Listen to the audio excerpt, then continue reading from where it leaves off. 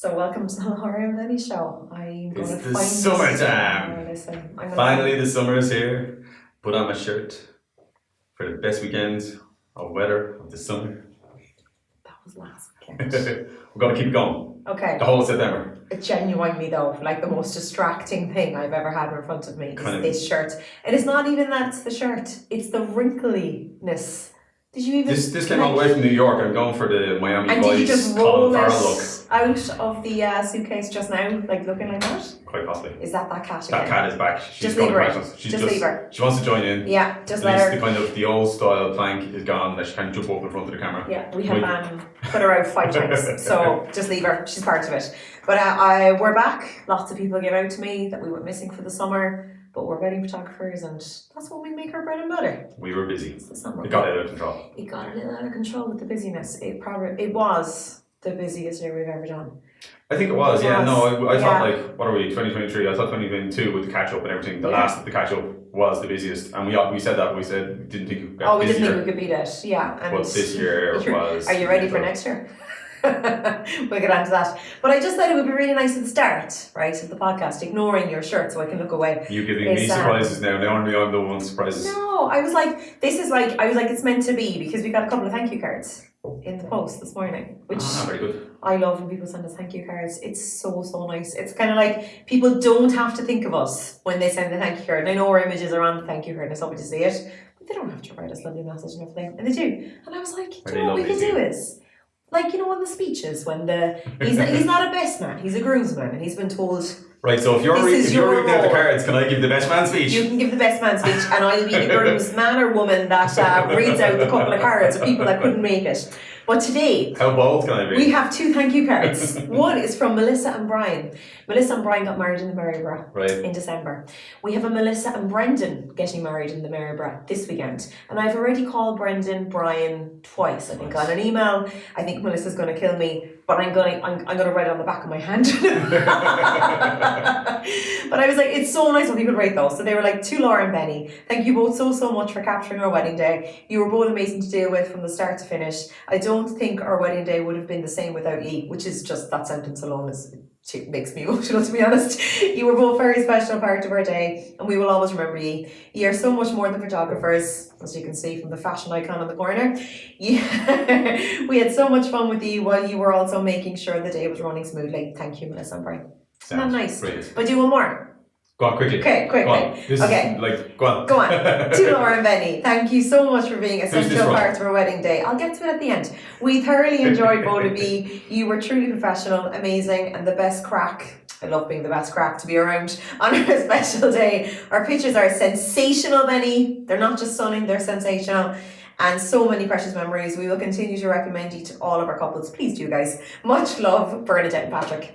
And that was the one.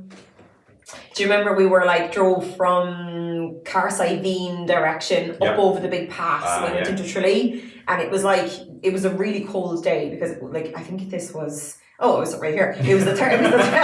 It was the 3rd of March, so it was still really early in the year, and we got that amazing day. And while I'm on that subject, because we're gonna today's podcast is just more of a hi, how's it going? Haven't talked to you in ages. We are still going to do podcasts when we've got time. Before we start, we're going to try to keep this snappy and short. So but you keep doing this to me, and I have something to say, and then you distract me.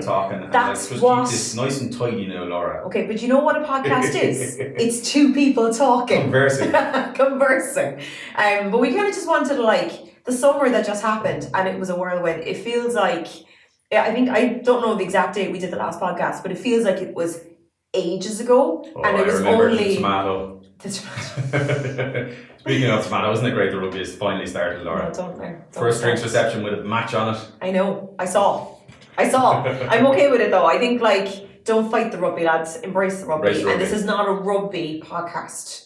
We can do a rugby podcast. Okay. You can wear what you like, and you know what I mean. Grand. He tried to actually put on jerseys going to a wedding. We got to go to a stadium this summer. It was epic. We did get to go to a stadium, but this summer was it was a whirlwind, and I loved every minute of it. But it wasn't the easiest summer. And while I'm on the subject of, this was an amazing day, the 3rd of March. It was cold, and we got the most amazing photos. I think everybody's going to remember the summer of 2023 as that year it rained.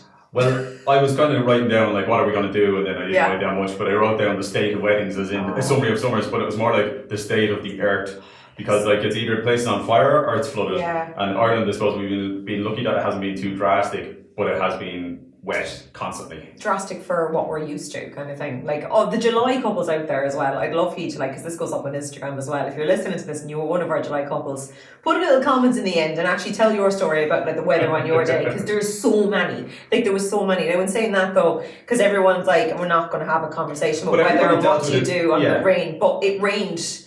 It probably rained for at least part or the majority of the day for, say, 80% of the weddings in July. Yeah, it like was if you say 80% over spring summer, it was a bit wet randomly throughout the day, whether it was a little bit or kind of full on. But there was only one where it was like we could not go outside. But they did not let that affect our wedding, and that's a key thing that we continually go back to is, one, we'll find a window, and even on the wettest days we found windows, and we had great crack of speedy kind of photo shoots. I remember like. And then the other one was kind of like the drastic one of the storm, whatever the storm was. It was Kelly almost and Darren. Kelly just Storm Benny Betty. Storm Benny Betty.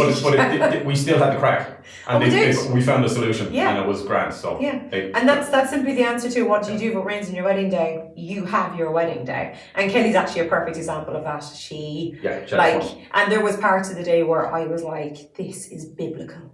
Yeah. Like we were standing in a cathedral where you usually can't hear anything going on inside, and the priest was being drowned out, literally drowned out by the sound of the rain was coming down, up, sideways. Yeah. It was like it was insane. Yeah. But and then the very next day, sure, we took a stroll around UCC in the dry. Like it's been so extreme day to day, and for all the couples out there that went through it and was like, do you know, it is what it is. I have to applaud you all. And for all the photographers and videographers out there who survived the extra stress of that weather, lads. Okay, well done. So the lesson from that summer is, hopefully it's not like this is the end of the earth and this is kind of the beginning. Don't start. And that the weather is constantly like that. So the seasons kind of like went out the window. Like last year we didn't get an autumn, and we're really hoping we get an autumn when we're running into autumn now, and hope to get those. Then we just did 3 weddings last weekend and sunburnt, like sweating. Exactly. So what I'm getting at is you should kind of plan for a date that you really love, and do plan for your season. Yeah. But I think we need to be ready for the fact that seasons may be a bit strange. It might just be a one-off year, and it might be grand for the next 5 years, or it might just be a new thing. So, but don't let it get to you. No. You can still have your fun wedding. It doesn't matter what the weather is, whether it's super windy or whatever is going on. Like our winter-spring couples, they always have plan A and plan B, and plan A and plan B gets thrown around when it comes to like indoor-outdoor ceremonies, indoor-outdoor drinks receptions, indoor-outdoor photo shoot locations kind of thing. But when you come into May onwards, everyone just goes plan A and B doesn't get mentioned kind of thing. Yeah. Now, it's kind of like, from our side of things, we'll always look after it where we can. Yeah. But when it comes to, I've booked this venue because I'm getting married outside, and I do not like the inside.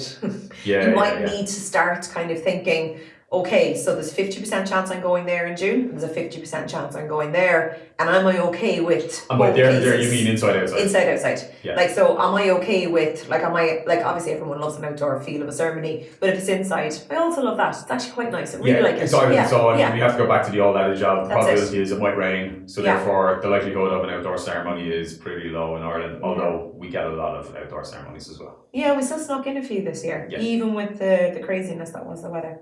But that was the weather side of the summer. There's a quick tip is don't call it too early, because on that wedding day, one of the best. So we had a few. He knows exactly what I'm talking about. But this is it. So this is typical. The weather, it's random on the day. Yeah. But there was kind of a clear indication that it was going to be a clean afternoon. Yeah. And basically, if you get nervous too early, you could miss the window. Yeah. This couple really, really wanted the outdoor ceremony. They held tough. They really wanted it, and they knew that window was there. And if you had went, say, 3 hours beforehand, calling the weather, it's way too early. Yeah. So it worked out. It went in their favour, and they got the outdoor ceremony. So that's the other thing is now you have to trust people who know the lay of the land in terms of the ground. They've soaked from the day before. Of course. That's a clear indication. Yeah. But in the case of whether it's just drizzle or not drizzle, decor as well, like how much decor is I'm getting a buzz. I'm gonna hope that this is my mother, right?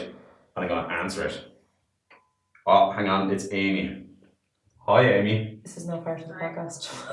Oh, we're just doing a podcast. What do you want to know, Amy? Oh, I just watched yours, so I'm ready to get the point. Oh, 4 donuts would be lovely, and a Boston cream or kind of a Lotus Biscoff, that would be great. Okay, bye. That sounded so staged. I kind of feel like it did. It was ridiculous. I do feel like you're getting bolder and bolder. Do you remember the days where I had to force you to even come on this just audio, and now you're sitting across from me in some sort of pimp's shirt that's not ironed, being on the phone, being like, "Hey, I'm comfortable in front of the camera, hey." And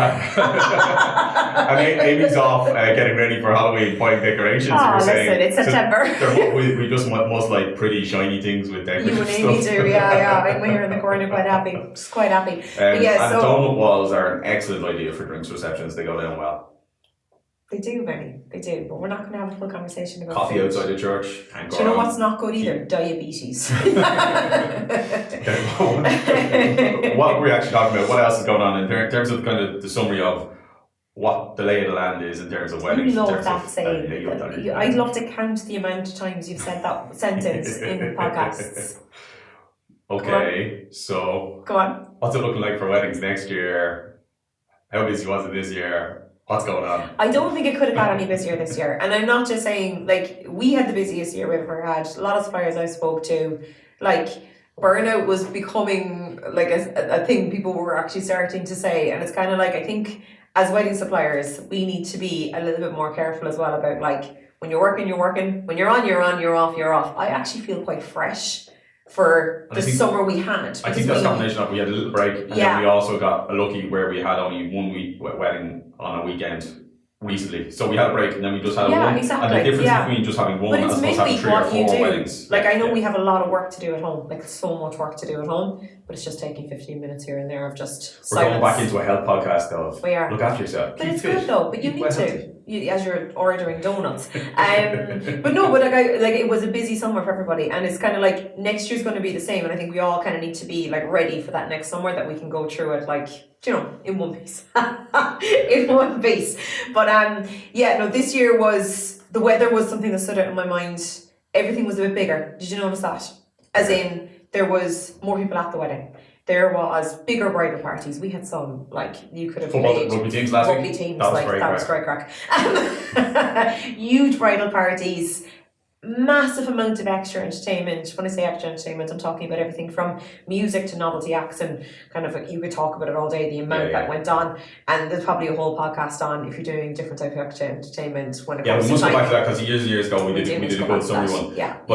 So I think the thing is, like, Irish people are mad for weddings. So they are, I suppose flowers. There was flowers everywhere. I've never seen so many flower arches and meadows created in ceremony. It was beautiful, and everybody's really starting to, like, people are putting a lot into it. Yeah. And it's not just the brides, it's the grooms as well.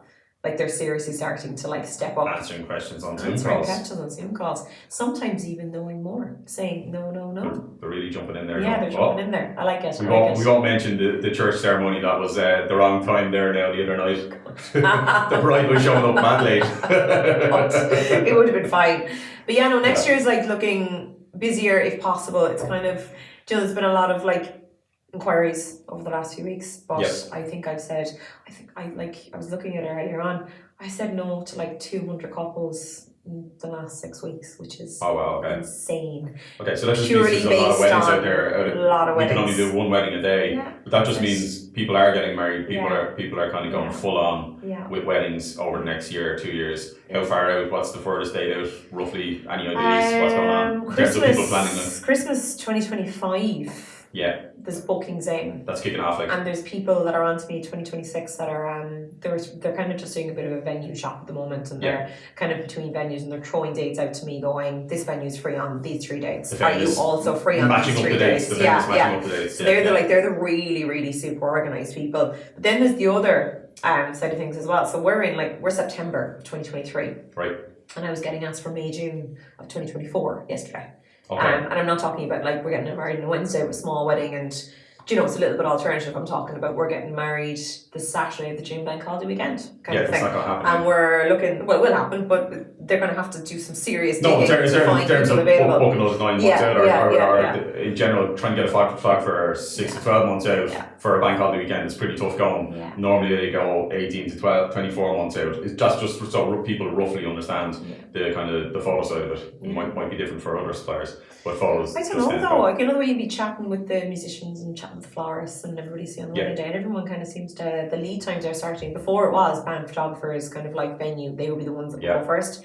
People are like, they're getting engaged, they're booking their number one like venue or whoever it is first. But they're going for it then, like they're booking everything, they're lining it all up. Okay, they're not leaving the gap. They're not leaving a gap. So like if they decide like, okay, we're going to get married in 2 years' time, they're not leaving everything go for like 6 to 9 months. They're going for it straight away. The only reason they'd be leaving it going is if the person they want hasn't got their diary open for that year, because everyone does their bookings a little bit differently. Okay, but we don't block our diary or close our diary. It's just open. Now, if you want to book me for like 2030, like I probably would think about it. I might not make it, lads. He's coming. Right, before, so we can wrap this up so it doesn't go too out of control. Yeah, I just want to say hi to everybody because we haven't said hi in ages.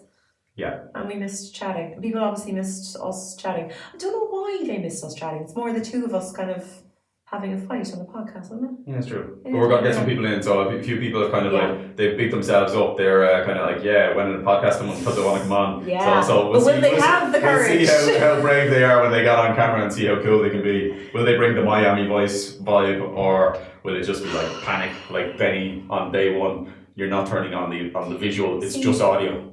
This is the thing, lads. The thing about it is, right, you have this one wedding day and everyone looks beautiful. And you think about the little details and the atmosphere and the vibe of your wedding day. 9 years later, this is what you're sitting across from. It's bearded. The Big 10 is coming. It's long. We're like 9 years married next week. Can we get to 9 first? Okay. What are we doing for our 9th wedding We're anniversary? going on a big romantic date night. What have you got organised? I'll tell you. You've nothing It's going to be spicy. It's going to be spicy. I'm thinking Megan down in Acapulco. You want to go for Mexican food? Is that what you're telling everybody? But yeah, so that's married life after the wedding day, guys. So expectations are different.